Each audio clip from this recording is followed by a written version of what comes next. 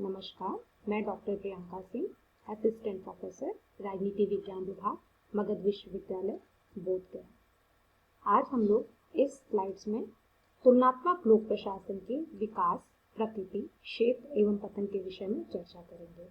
तो चलिए हम अपने नमस्कार, मैं doctor Priyanka Singh, assistant professor, राजनीति विज्ञान विभाग, मगध विश्वविद्यालय, बोधगया। आज हम लोग तुलनात्मक लोक प्रशासन के विकास, प्रकृति, क्षेत्र एवं पतन के विषय में चर्चा करेंगे। तो आइए हम अपने चर्चा का प्रारंभ करते हैं। जो स्लाइड्स में आप लोग पिक्चर देख रहे हैं, ये पिक्चर है फ्रेड डब्ल्यू रिक्स की, जिन्हें कंपैरेटिव पब्लिक एडमिनिस्ट्रेशन या तुलनात्मक लोक प्रशासन का जनक माना जाता है। ये कुछ उनकी महत्वपूर्ण पुस्तकें हैं जो कि उन्होंने लिखी हैं। The ecology of public administration, जो कि 1961 में पब्लिश हुई है। Administration in developing countries, the theory of prismatic society, published in 1964। ये इनकी सबसे इम्पोर्टेंट बुक है। फिर इनकी एक इम्पोर्टेंट और भी बुक है, prismatic society revisited, published in 1973। तो ये इनकी कुछ महत्वपूर्ण पुस्तकें हैं। अब हम लोग बात करते हैं कि तुलनात्मक लोक प्रशासन का क्या अर्थ है और क्या परिभाषाएं हैं और इसका विकास कैसे हुआ। तो तुलनात्मक लोक प्रशासन, जैसा कि इसके नाम से ही स्पष्ट हो रहा है कि यह दो या दो से अधिक प्रशासनिक इकाइयों की संरचना एवं कार्यात्मकता की तुलना करता है। इसमें दो या दो से अधिक देशों के प्रांतों तथा स्थानों की प्रशासनिक व्यवस्थाओं के मध्य तुलना किया जाता है। अब हम बात करें कि तुलनात्मक लोक प्रशासन की परिभाषा क्या है। तो फ्रेडरिक्स के अनुसार वास्तविक तुलनात्मक अध्ययन वह है जो अनुभव संबंधी हो, नोमोथेटिक हो, पारिस्थितिकी हो। हम इन टर्म्स को आगे स्लाइड्स में समझेंगे कि नोमोथेटिक क्या है, अनुभव संबंधी क्या होता है या पारिस्थितिकी किसे कहते हैं। पैरल हेडी का मानना है कि तुलनात्मक लोक प्रशासन सिद्धांत निर्माण की प्रक्रिया के समान है। आइए अब हम बात करते हैं कि तुलनात्मक लोक प्रशासन के उदय के क्या कारण हैं। तो अगर हम लोग तुलनात्मक लोक प्रशासन की उदय की बात करते हैं तो इसमें हम दो फैक्टर्स को देखते हैं। पहला एक था इंटेलेक्चुअल फैक्टर था और दूसरा था पॉलिसी मेकिंग फैक्टर। तो अगर हम लोग इंटेलेक्चुअल फैक्टर की बात करें या बौद्धिक रूप से निर्देशित उत्प्रेरक की बात करें तो इसमें आता है परंपरागत दृष्टिकोण की अपर्याप्तता।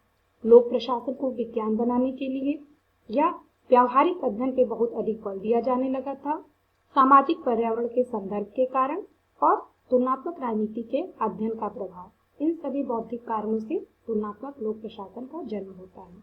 अगर हम बात करें नीति निर्देशित उत्प्रेरक कारक क्या है, तो उसमें आता है द्वितीय विश्व युद्ध के समय प्रशासन का अध्ययन, विदेशी सहायता कार्यक्रम जो कि न्यू डेवलप्ड ओरिजिनेट कंट्रियों को दिया जाता था, उनमें क्यों वो जो विदेशी सहायता कार्यक्रम चलाया जा रहा है वो क्यों असफल हो रहे हैं, या कैसे जो न्यू ओरिजिनेटेड कंट्री हैं उनके प्रशासनिक सुधार के लिए क्या किया जा सकता है। जो थर्ड वर्ल्ड कंट्रीज की मेनली वो अंतर्राष्ट्रीय पारस्परिक निर्भरता या जो थर्ड वर्ल्ड कंट्रीज या विकासशील देशों की प्रशासनिक व्यवस्थाओं की नई विशेषताओं पे अध्ययन के बल के कारण तुलनात्मक लोक प्रशासन का जन्म होता है। तुलनात्मक प्रशासन समूह, कंपैरेटिव एडमिनिस्ट्रेटिव ग्रुप, सीएजी की स्थापना 1963 में अमेरिका में हुई थी और तुलनात्मक लोक प्रशासन में के विकास में सीएजी का महत्वपूर्ण रोल है। सीएजी का जो मुख्य कार्य था वो था एशिया, यूरोप व लैटिन अमेरिका में तुलनात्मक प्रशासन पर अनुसंधान करना तथा विकास प्रशासन को प्रोत्साहन देना। अब अगर हम लोग उद्देश्य की बात करें कि तुलनात्मक लोक प्रशासन के उद्देश्य क्या हैं, तो हम देखते हैं कि विशिष्ट प्रशासनिक संरचनाओं तथा प्रणालियों का अध्ययन करके सामान्य नियमों तथा सिद्धांतों का निर्माण करना, तुलनात्मक अध्ययनों से प्राप्त जो तथ्य हैं उन्हें विश्व की समस्त जो प्रशासनिक व्यवस्थाएं हैं उनमें लागू करना, विकासशील देशों में नई नई प्रविधियों के प्रयोग को बढ़ावा देना, विभिन्न प्रशासनिक प्रणालियों एवं पद्धतियों के तुलनात्मक अध्ययन पर जोर देना और उनकी सफलताओं और असफलताओं के कारणों का उल्लेख करना। तो इस प्रकार से ये विभिन्न उद्देश्य हैं जिससे कि तुलनात्मक लोक प्रशासन प्रेरित है। अब अगर हम बात करें नेचर की, what is the nature of comparative public administration, तो रिक्स ने अपनी 1962 में पब्लिश्ड एक आर्टिकल में तुलनात्मक लोक प्रशासन की जो प्रवृत्तियां हैं उनके बारे में लिखा है और उन्होंने कहा है कि तुलनात्मक लोक प्रशासन जो है वो आदर्शात्मक स्थिति से अनुभव की ओर ओरिएंटेड है, इडियोग्राफिक से नोमोथेटिक की ओर ओरिएंटेड है और गैर पारिस्थितिकीय से नॉन इकोलॉजिकल से इकोलॉजिकल स्टडी की ओर उन्मुख है। आइए अब हम इन बिंदुओं को समझते हैं। What is idealistic study? तो इसमें उत्तम प्रशासन पर बल दिया जाता है जो कुछ आदर्श सिद्धांतों के आधार पर आधारित होते हैं और यह व्हाट शुड बी पे अधिक जोर देता है। यह समस्त विश्लेषण इसी पर केंद्रित करता है कि एक अच्छा शासन व्यवस्था कैसा होना चाहिए। और अगर हम लोग बात करें अनुभव मूलक अध्ययन की, तो यह क्या होना चाहिए के स्थान पर क्या है पर बल देता है और वास्तविकता के अध्ययन पर बल देता है। और अब हम बात करें इडियोग्राफिक अध्ययन या नोमोथेटिक अध्ययन, तो इडियोग्राफिक का अध्ययन बहुत ही स्पेसिफिक होता है और बहुत ही नैरो होता है, क्योंकि ये किसी एक संगठन, किसी एक प्रशासनिक समस्या या किसी एक ऐतिहासिक घटना या किसी एक संस्था या राष्ट्र या किसी एक व्यक्ति के जीवनी विशेष से संबंधित होता है। इसी अर्थ में यह बहुत विशिष्ट होता है और संकीर्ण होता है। और अगर हम बात करें नोमोथेटिक अध्ययन की, तो इसमें सामान्यीकरणों तथा परिकल्पनाओं के निर्माण का प्रयत्न किया जाता है और यह गहन तुलनात्मक विश्लेषण के आधार पर सिद्धांत निर्माण की बात करता है। और अब अगर हम बात करें तुलनात्मक लोक प्रशासन के स्कोप के बारे में, तो यह इंटर इंस्टीट्यूशनल एनालिसिस करता है। इसमें दो या दो से अधिक प्रशासनिक प्रणालियों का विश्लेषण शामिल होता है। जैसे भारत के गृह मंत्रालय की संरचना की कार्यविधि का तुलना रक्षा मंत्रालय के साथ किया जाए, मतलब एक ही कंट्री की जो डिफरेंट प्रशासनिक इकाइयां हैं उनका आपस में तुलनात्मक अध्ययन। इसी प्रकार इंटरनेशनल एनालिसिस भी इसमें होता है, इंटरनेशनल स्टडीज भी होता है, जिसमें किसी देश में कार्यरत विभिन्न प्रशासनिक प्रणालियों का विश्लेषण तुलनात्मक परिप्रेक्ष्य में किया जाता है। जैसे ये अंतरराष्ट्रीय विश्लेषण इसलिए कहा जाता है कि बिहार के जिला प्रशासन की तुलना पंजाब के जिला प्रशासन से की जाए।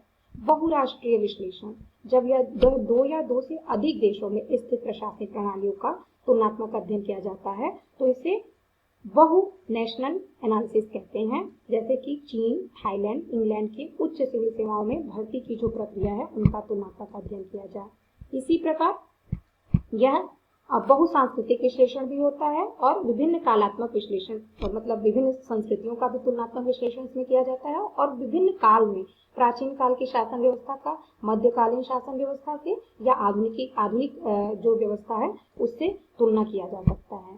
फिर हम देखते हैं कि तुलनात्मक लोक प्रशासन के जो क्षेत्र में पतन देखा जाता है, ये 1970 के दशक में हम देखते हैं कि तुलनात्मक लोक प्रशासन के जो क्षेत्र है, जो एरिया है, उसमें डिक्लाइन देखने को मिलता है।